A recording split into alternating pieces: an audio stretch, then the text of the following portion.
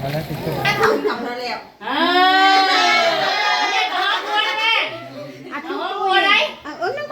อย่าขัดให้มือเลย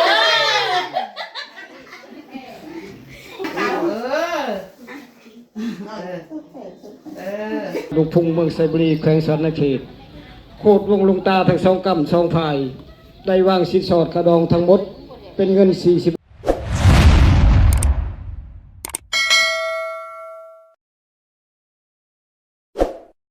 กราบทักทายสบายดีพ่อแม่พี่น้องวันนี้ก็บ่น้อยมางานดองบ้านเฮาพี่น้องเอ้ยแบบเล่าๆตอนนี้กำลังสีแห่เคยแหละไปเพื่อนเจ้าสาวแหละคนละบ้านก็ได้พี่น้องเอ้ยตอนนี้กำลังสีแห่เคยไป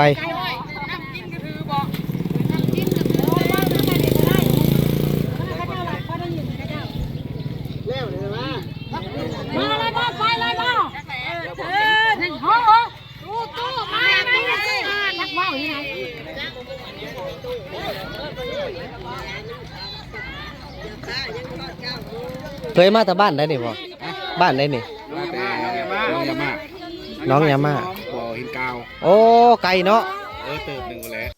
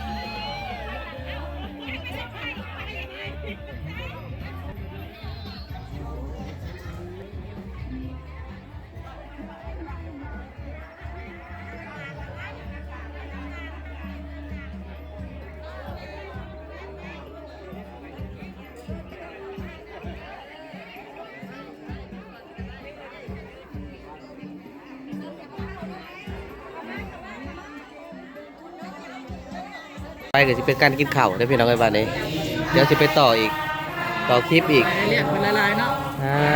โต๊ะนี่แหละผลจัดมาให้นี่อาหารแบบบ้านเฮานี่เพื่อเซเมนแบบซอยจ้ำของซุปเลยนะ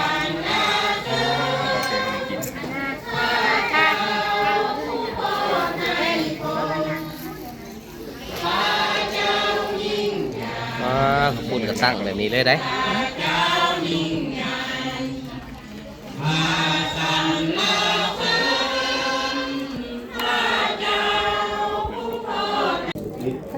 แมวจ้ะ ปลาคืน กันบ่ได้ที่กับประตูแล้วโลดละแมวค่ะ ฮัลโหลได้ผู้ดีเจ็ดโตให้งานตามท่าบัดนี้ ไปซื้อมันหวานหวานมองวินกินอยู่ ทางบ้านนา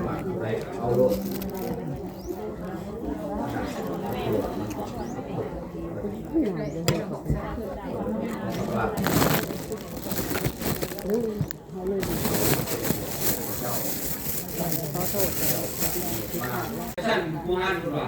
สร้างเป็นโพโตเป็นเรือน ของเขา ถ้าสร้างเป็นโพมันยากได้ดิเรียนเขาเอื่นเขาให้นี่ได้ไหมเนาะโพเป็นเรือนนี่ยากเลยแม่บอก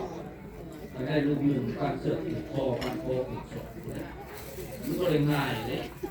การเอาลูกเอาผัวการเอาลูกเอาเมียเนาะเอาเบิ่งอยู่ว่าง่ายเลยเสียหนึ่งว่าตุกไว้ผมคือหมักกันเอาเลยหมักกันเอาโหลดบริเสียอันนี้เสียหนึ่งว่าตุกไว้แล้วสิพวกเราเศร้าก่อนเป็นรักษาพยานว่านางเงินนาบักเท่าคนนับแต่มื้อนี้ไปเป็นต้นถูกเกิดอะไรแต่สั้นการเอาลูกเอาผัวนี่มันเป็นง่ายมันเป็นง่ายแต่สั้นเขาอยากถามอยากถามตายจะมากับหน้าในหน้าปี2 ปีรวมกันเถิดได้2 ปีแล้ว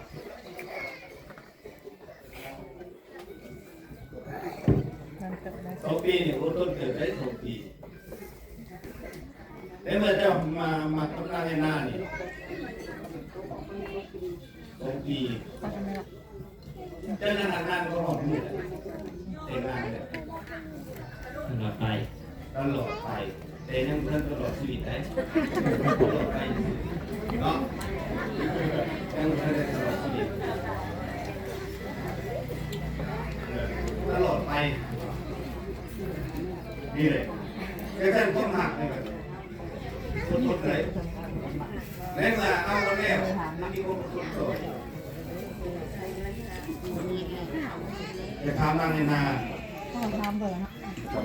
เจ้ามาหน้าเนี่ยทำข้าวปีเราปีเราปีเราเป็นมาเป็น3 ปีได้หักข้าวนี่ไปคนมือไหน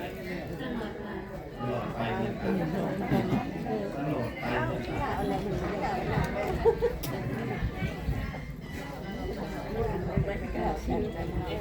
อันตามผู้ชายเจ้ามาแต่งงานกับนางแอนนา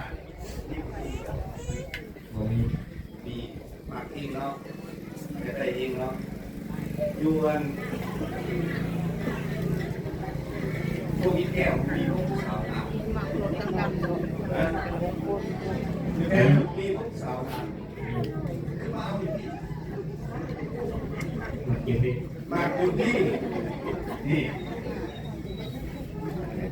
ให้ในการทำยังไงเจ้าแต่งงานครับเราคนนี่คือ บ้านกันเลยจ้ะ มีมาเองเนาะ พญานาง มี บ้า น้องทางเลยมาเอง ตัดใจทางจ้ะ แต่ใส่อันนี้เป็นมาตรฐานในคำปฏิญญาณโตก็อย่างที่พี่น้องเขาแก่ ไม่ได้เผาเลยนะ บอกพระเจ้าว่ามาเองแต่ท่านประคำของพระเจ้าก็ได้บอกไว้ผู้ชายหลักตัวแม่ของตนมาติดพันอยู่กับเมียแต่นับจะนี้ไปเป็นอันหนึ่งอันเดียวเลยตัวกับเมียเป็นอันเดียวกันตัวเมียเป็นสองนี่เลยตัวเป็นสองเลยเป็นอันเดียวกันเงินของเจ้าเป็นของเมียเลยเงินของเมียเป็นของเจ้านักกันใช่นักกันจิตใจกันจิตใจก็เป็นอันเดียวกันเจ้าเมื่อว่าเจ้าก็บอกเมีย แม่นเข้าไปใส่ เรียกมันนั่นนี่ ผู้บ่แม่นแกงของไม้ เนี่ยคือกันที่เรียกเขาบอกกูว่าไปทำตัวนี้เลยตัวนี้เลยหลักนอนลงแต่สั้นจริงเรานี่จังหวะเขาทำของจอเป็นอันหนึ่งอันเดียวถ้าเป็นอันหนึ่งอันเดียวกันจิตใจเป็นอันเดียวกันห่างคายเป็นอันเดียวกันตัวเจ็บนี่จะเจ็บเฮ้ยอันนี้เจ็บหัวจะเจ็บอันนี้ขวาเป็นอันหนึ่งอันเดียวบ่คือแต่ก่อนเนี่ยว่าเงินตกคอยคอยจะไทยก็ให้คอยจะไทยแล้วก็แล้วเนาะมานี่ไม่เลยถ้าเราเป็นอันหนึ่งอันเดียวกันเลยคือว่าเป็นเงินหรือเป็นเงินอันเดียวกันครอบครัวคือพ่อเนี่ยคือครอบครัวอันนี้จะว่า นี่หนูค่ะมีแม่เดียวมีขายออก ไอ้สั้นผัว ไข่ได้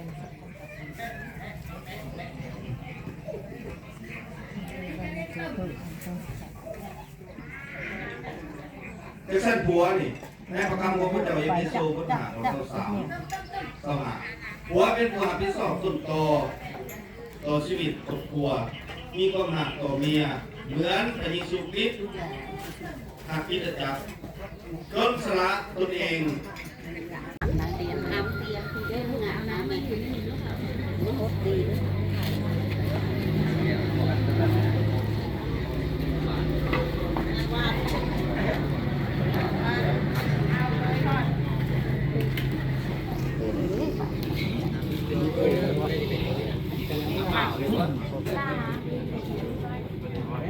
เขาไปได้หยดชับยากแก้เขาหยอด โอ้ยอะไรกระยานบ่ได้เพิ่นเด้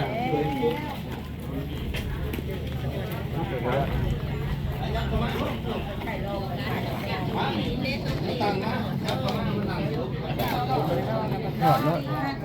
นะมึงใหญ่ๆแหละเขาก็ผิดคือเกียร์นี่ข้างหน้านี่มันข้างหน้าลูกโอ้ยรถโอ้ยอะไรติดตัว ลายโพดเนาะเมย์บอกให้มันต้อง อันนี้เอาเคยขึ้นไปนะพ่ออันนี้ไม่เท่าเดี๋ยวเอาวันหน่อยสิพาพี่พน้องไปเบิ่งเด้อบรรยากาศอยู่ห้องเจ้าบ่าวเจ้าสาวโตนี่แหละบรรยากาศภายในบ้านเจ้าสาว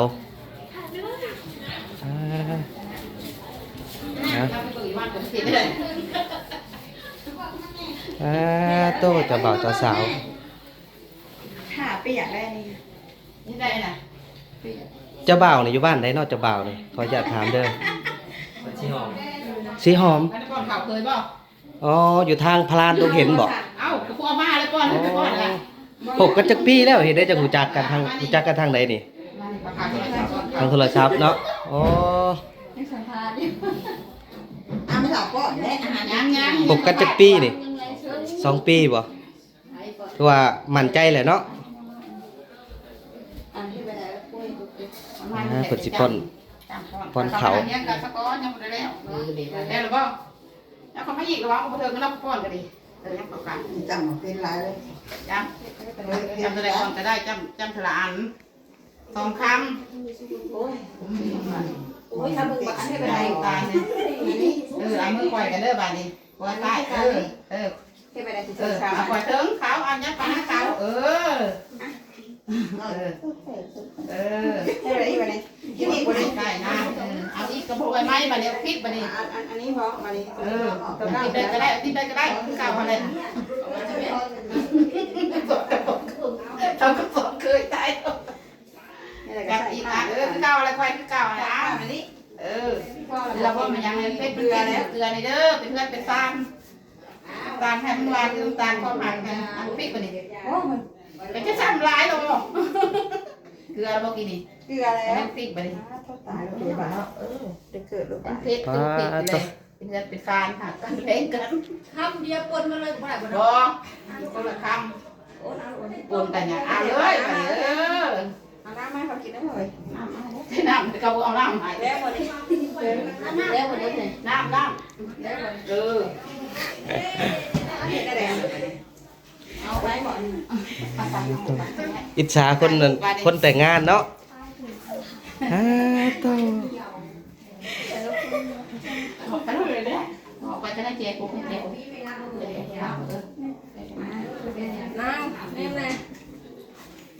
ยินดีนำน้องทั้งสองคนเด้อหักแพงกันตลอดไป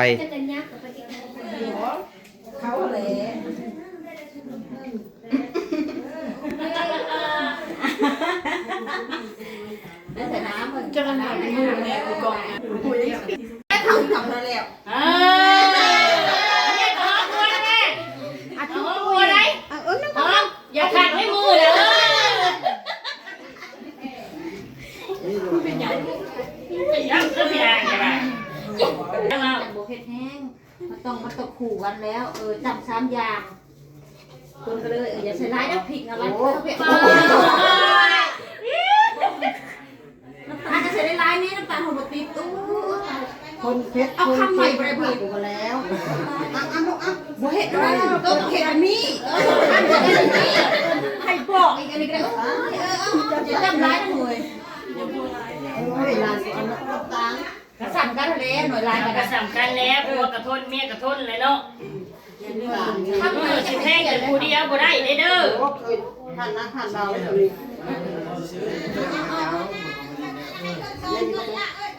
เป็นอะไร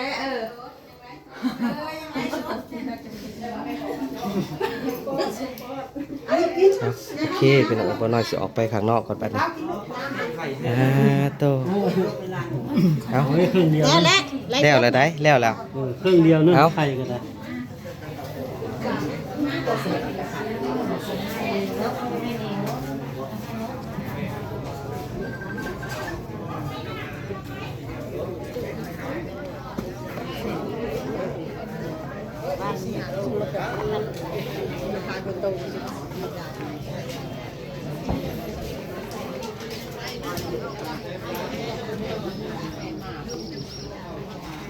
กลับก่อนเด้อบัดนี้เด้อ ใจไว้พอหล่อ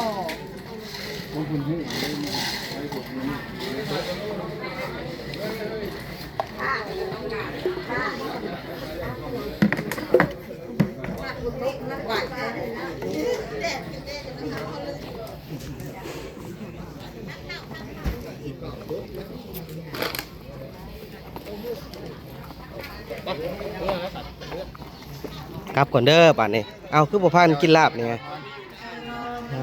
ตัวคู่นี้ใกล้ได้พี่น้องเอ้ยคู่นี้นี่2คนนี่ใกล้แล้วจักว่าปีหน้าเอาจักนี่ฮะกลับก่อนเด้อบัดนี้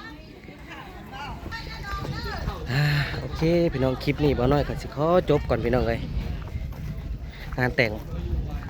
แบบบ้านๆประเพณีลาวเฮาโอเคพี่น้องขอบใจพี่น้องผู้ที่เข้ามารับชมส่องบ่น้อยบ้านนาคอยพ่อแม่พี่น้องจงมีสุขภาพเข้มแข็งเด้อปีใหม่ร่ำรวยเบิดสุขุสุขคน